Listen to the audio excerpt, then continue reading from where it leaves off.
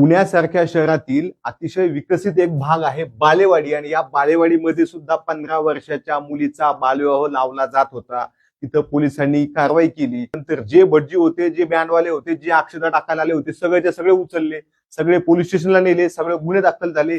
एकूण 35 लोकांना अटक झालेली आहे. अशी घटना जर तुमच्या आसपास सुद्धा होत असेल तर तुम्ही सुद्धा त्या मुलीचं आयुष्य वाचवू शकता.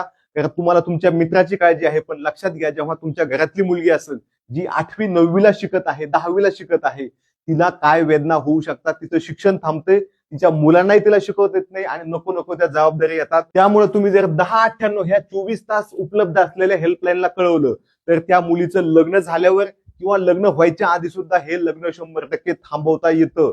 त्या संबंधित व्यक्तीवर गुन्हे दाखल होतात, पण तुम्ही तशी मागणी केली पाहिजे आणि घाबरण्याचं कारण नाही. तुम्ही जेव्हा त्यांना कॉल लावताय तेव्हा त्यांना तुमचा नंबरच दिसत नाही.